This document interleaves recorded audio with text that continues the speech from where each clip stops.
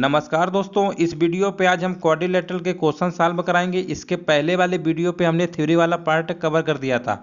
उस पे सारी चीज़ें हमने बताई थी कि क्वाड्रिलेटरल क्या होता है, उसके टाइप क्या होता है, सारी चीज़ें हमने क्लियर कर रखा है। अब यहाँ पर देखते हैं, सीधे क्वेश्चन पे आते हैं और लिखा हुआ है एक समानांतर चतुर्भुज का आधार इसकी ऊंचाई से दोगुना है। यदि समानांतर चतुर्भुज का क्षेत्रफल 392 वर्ग मीटर है तो इसकी ऊंचाई कितनी होगी। अब यहाँ पर देखिए, समानांतर चतुर्भुज का एरिया दिया हुआ है और बेस जो है आधार ऊंचाई से दुगना है, उसकी ऊंचाई पूछा गया है। देखिए, सबसे पहले इसका फिगर बना लेते हैं। इस तरीके से इसका फिगर बनता है और यहाँ पर देखिए हाइट इस तरीके से यहाँ पर होगी, ये इसका बेस होता है। एरिया का फार्मूला इसका होता है बेस इंटू हाइट, ठीक है ना। ये फार्मूला आप लोगों ने पढ़ा होगा थ्योरी वाले क्लास में। अब यहाँ पर एरिया हमारा दिया हुआ है 392, इसकी जगह लिख देंगे। और यहाँ पर बोला है ना, आधार जो है उसकी ऊंचाई से दुगना है, इसका मतलब बेस जो है हमारा ऊंचाई का क्या है, दुगना है। ये क्वेश्चन में गिवन है। तो अब हम बेस की जगह क्या रखेंगे, 2h रखेंगे और यहाँ पर h की जगह h रख देंगे। अब देखिए, 2 से इसमें पहले भाग कर लेंगे, 2 एक कम 2 आएगा और 2 नहीं 18, 2 छः का 12, ये हमारा आ गया h स्क्वायर। अब h बराबर निकालना है तो इसी का रूट ले लेंगे, तो ये किसका होता है 14, यानी 196 का वर्गमूल निकालेंगे तो 14 आएगा और यही हमारी ऊंचाई होगी। तो प्रश्न में पूछा क्या गया था, इसकी ऊंचाई कितनी होगी, तो 14 मीटर होगा, यानी ऑप्शन नंबर ए इसका राइट आंसर हो जाएगा। इस तरीके से आपको लगाना था। पैरेललोग्राम से सवाल बनेंगे तो ऐसे ही पूछेगा, ठीक है ना। ऊंचाई पूछेगा या क्षेत्रफल, या क्षेत्रफल ये बेस हाइट दे के क्षेत्रफल पूछ सकता है, ठीक है ना। इसमें इतना ही प्रश्न बनता है। आगे बढ़ते हैं और यहाँ पर देखिए समलंब चतुर्भुज का सवाल आ गया, ट्रापेजियम, यानी लिखा हुआ है एक समलंब चतुर्भुज की आकृति वाले एक खेत का क्षेत्रफल दिया हुआ है 1440 वर्ग मीटर है। समांतर भुजाओं के बीच की लंबवत दूरी 24 मीटर है। समांतर भुजाओं का अनुपात 5:3 है। लंबी समांतर भुजा की लंबाई ज्ञात करिए। अब देखिए, ट्रेपेजियम का फिगर कैसे बनता है समलंब चतुर्भुज का, इस तरीके से बनता है, ठीक है ना। इसके पहले वाले क्लास में सब बताया था। ये इसकी हाइट होती है और ये मान लेते हैं b1 है बेस, अगर तो ये b2 होता है, ये वाली लेंथ है, ठीक है ना। और इसका जो एरिया का फार्मूला होता है, एरिया का फार्मूला इसका क्या होता है, 1/2 b1, यानी दोनों जो समांतर जो हमारी भुजाएं हैं इन्हीं का योगफल इंटू ऊंचाई, ये होता है फार्मूला। अब देखिए, समलंब चतुर्भुज का फार्मूला याद होना चाहिए, तभी आप सवाल कर पाएंगे। इतना आपने लिख लिया। अब यहाँ पर देखो, इनका जो ये रेशियो दिया हुआ है ना, ये b2 मान लेते हैं 5x से बड़ी भुजा है, रेशियो में है ना, इसमें से x लगा लेंगे, ये मान लेते हैं 3x है। अब इसी में लगा देते हैं, एरिया तो हमें क्वेश्चन में दिया ही है 1440 बराबर 1/2। अब यहाँ पर देखिए 5 और 3x जोड़ देंगे तो कितना हमारा आएगा, 8x आएगा। हाइट क्वेश्चन में ने लंबवत दूरी जो है हाइट हमारा दिया हुआ है ये 24 मीटर, यानी यहाँ पर 24 लिख देंगे। अब इसको थोड़ा सॉल्व कर लेते हैं, तो यहाँ से काट लेंगे तो यहाँ पर 12 आएगा, ठीक है ना। और काट लीजिए, 12 से इसी को काट लीजिए, 12 से कट जाएगा ना, हाँ इसको काट लेते हैं, 12 एक कम 12 आएगा और 12 दूनी 24, 0 आएगा। अब इसमें क्या करते हैं, 8 से भाग दे देंगे तो 8 एक कम 8, 8 पंचे 40, यानी x बराबर कितना आ जाएगा 15। x बराबर हमें 15 पता चल गया है। अब यहाँ पर देखो, बड़ी भुजा की लंबाई पूछा है ना, तो 5x है, यानी यही हमारा कितना आ जाएगा, बड़ी भुजा 75 मीटर की, बस हो गया। बड़ी भुजा 75 मीटर के आगे अगर छोटी भुजा पूछ लिया होता तो 15 त्रिका 45, यानी ये छोटी भुजा हमारी आ जाती। ये कौन सी आ जाती, छोटी भुजा। लेकिन प्रश्न में बड़ी पूछा है तो ऑप्शन नंबर इसका डी सही हो जाएगा। इस तरीके से लगाना, तो कोई विशेष इसमें बड़ी बात नहीं है। अगर आपको फार्मूला पता है, कॉन्सेप्ट पता है, तो आपके मेंसुरेशन के सवाल कभी गलत हो ही नहीं सकते हैं, ठीक है ना। आप घबराइए मत, सवाल बहुत आसान होते हैं, लेकिन आपको बस इसमें फार्मूले याद होने चाहिए। अगला देखते हैं, तीसरा नंबर लिखा हुआ है एक चतुर्भुज की दो भुजाएं 16 सेंटीमीटर और 12 सेंटीमीटर हैं और उनके मध्य का कोण 90 डिग्री है। उसकी अन्य दोनों भुजाएं 25/2 सेंटीमीटर प्रत्येक हैं। चतुर्भुज के अन्य तीनों कोण समकोण नहीं है। चतुर्भुज का क्षेत्रफल कितना होगा। अब देखो, ये कोई स्पेशली चतुर्भुज तो बोला नहीं है कि पैरेललोग्राम है, समांतर चतुर्भुज है, या वर्ग है, या आयत है। तो बस इन्होंने यहाँ पर ये बोल दिया है कि इसकी दो भुजाएं तो 16-12 की हैं और उनके मध्य का कोण 90 डिग्री का है। तो एक हम पहले समकोण त्रिभुज क्रिएट कर लेते हैं, इस तरीके से बना लेते हैं। ये मान लो अगर भुजा 16 रही होगी तो ये कितनी रही होगी, 12 रही होगी, ठीक है ना। अब इसको अगर हम चाहो तो ऐसे मिला दो, लेकिन अभी हमारी सिर्फ दो ही भुजाएं, ये वाली हुई है और ये, अभी दो भुजाएं हमारी और बची हैं। आगे लिखा हुआ है उसकी अन्य दो भुजाएं 25/2 सेंटीमीटर की है। अगर ये 25/2 की है तो ये भी हमारा 25/2 की होगी, ठीक है ना। ये भी हमारी 25/2।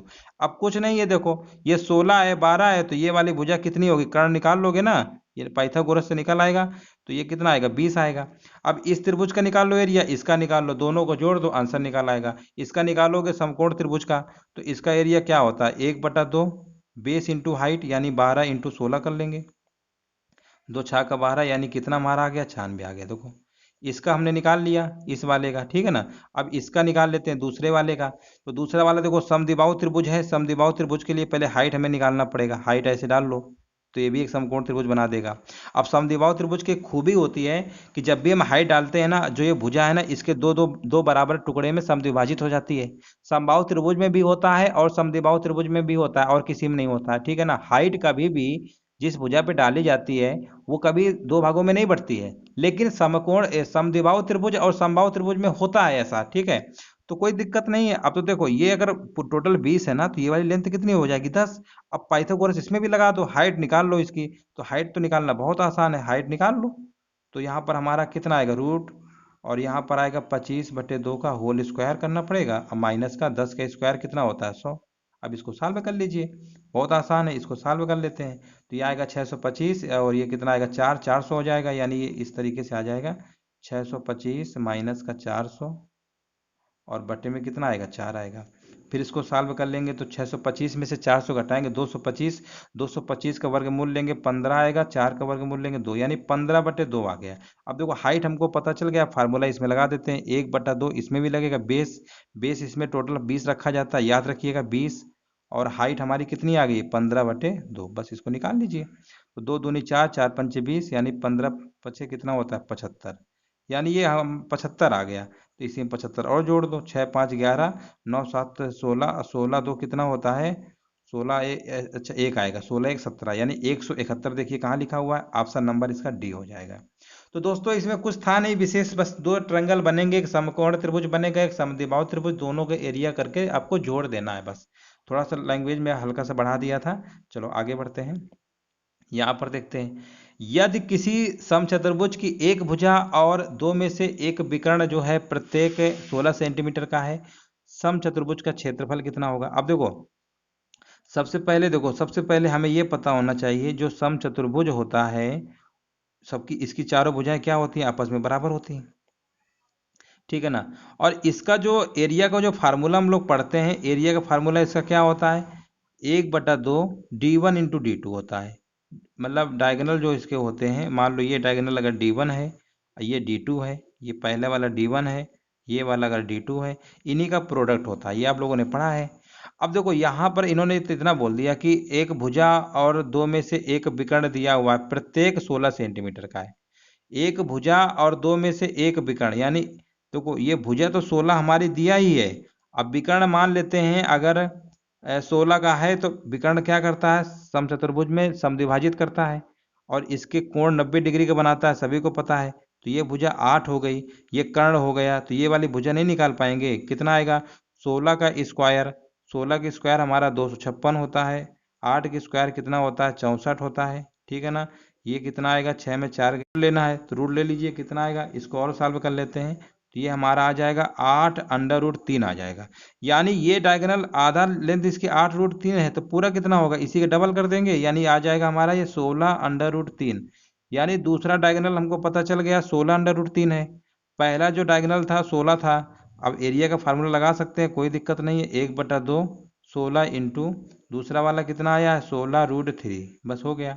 2 अट्ठे 16, 16 अट्ठे कितना होता है, अछंग 48, और 8 एकम 8, 4 12, ठीक है ना। 128√3 कहीं लिखा हुआ है, बिल्कुल लिखा हुआ है, ऑप्शन नंबर डी। तो आपने क्या देखा कि पहले देखो एक भुजा दिया हुआ था, विकर्ण जो दिया था उसका पहले हम आधा कर देंगे, विकर्ण समचतुर्भुज में समद्विभाजित होते हैं। तो जो 16 था विकर्ण, उसकी आधी लेंथ 8 हो गई, और ये जो बीच में जो एंगल बनाता है 90 डिग्री बनाता है, तो इससे हम क्या लगा देंगे, पाइथागोरस थ्योरम निकाल के ये वाली भुजा निकाल लेंगे, ये भुजा इसी का डबल कर देंगे, तो आपका ये जो विकर्ण है निकल आएगा, ठीक है ना। फिर आपको फार्मूले में लगाना पड़ेगा, आंसर आ जाएगा। चलो आगे बढ़ते हैं, लिखा हुआ है एक समचतुर्भुज का क्षेत्रफल 216 सेंटीमीटर है, और इसके विकर्ण की लंबाई 24 सेंटीमीटर है, समचतुर्भुज की प्रत्येक भुजा की लंबाई कितनी होगी। अब देखो ये भी सवाल उसी टाइप का आ गया। फार्मूला देखो सबसे पहले होता है 1/2 d1 इंटू d2 होता है, ठीक है ना। ये होता है इसका क्षेत्रफल का फार्मूला, किसका होता है, एरिया का फार्मूला होता है। अब देखो समचतुर्भुज तो इस तरीके से शेप इसका बनता है, आप लोगों ने इसका देखा होगा, ये चारों भुजाएं आपस में क्या होती है, बराबर होती हैं। अब देखो ये जो विकर्ण है, ये जो विकर्ण है आपस में समद्विभाजित करते हैं, ये आपस में क्या करते हैं, समद्विभाजित करते हैं। यहाँ कोण 90 डिग्री का होता है। अब देखो एक विकर्ण की लंबाई अगर 24 है तो आधा ये 12 हो जाएगा कि नहीं हो जाएगा, ये 12 हो गया। ये कितना हो जाएगा, भुजा हमको नहीं पता है ना, इसके एक विकर्ण की लंबाई दिया हुआ था, चलो ठीक है कोई बात नहीं। तो देखो एक विकर्ण की लंबाई अगर ठीक है, एक विकर्ण की लंबाई 24 दिया है ना, इसी में पहले रख लो 1/2। एक विकर्ण की लंबाई कितनी है, एक विकर्ण की लंबाई है 24, ठीक है ना, इंटू d2। और क्वेश्चन में एरिया दिया हुआ है ना 216, कोई दिक्कत नहीं है, यहाँ पर 12 आएगा, फिर 12 से काटेंगे, 12 कम 12, 9 आएगा, 12 अट्ठे 96, यानी d2 हमारा कितना आ गया 18। यानी दूसरे जो विकर्ण है उसकी लंबाई हमको पता चल गई है कितनी है, 18 है, ठीक है। 18 हमको पता चल गया है। अब प्रश्न में क्या पूछा गया है, इसकी भुजा की लंबाई ये पूछा गया। अच्छा ये बताओ 18 में से ये वाला विकर्ण मान लो पूरा 18 है तो 9 होगा कि नहीं होगा, आधी आधी कर देंगे ना, ये 9 होगा ये 12 होगा। एक तरफ 12 है एक तरफ 9 है, 12 9, तो अब ये निकालना है कर्ण, तो क्या करते हैं 12 की स्क्वायर कितना होता है 144 होता है, 9 का स्क्वायर कितना होता है 81 होता है, जोड़ देंगे और यहाँ पर आएगा 8 4 12, 225 का वर्गमूल लेंगे तो 15 आएगा। वैसे भी आपको अगर थोड़ा सा तेजी से पता होगा 9 12 15 की ट्रिपलेट होती है। अगर ट्रिपलेट वाला कॉन्सेप्ट अगर तेजी से पता होता तो सीधे हम बोल देते इसका आंसर 15 आएगा, 15 सेंटीमीटर, यानी ऑप्शन नंबर सी। तो आपने देखा ना कहीं पाइथागोरस थ्योरम ज़्यादा यूज हो रही है, समचतुर्भुज में भी यूज होती है, समकोण त्रिभुज में भी होता है, ठीक है ना। इसी कॉन्सेप्ट पे आपके सवाल थे। तो उम्मीद है दोस्तों समझ गए होंगे, इसके आगे जो भी और सवाल हैं वो अगले वीडियो पे कवर करेंगे। ठीक है दोस्तों, जैसा भी वीडियो लगा हो आप कमेंट करके बता सकते हैं। वीडियो देखने के लिए दोस्तों धन्यवाद।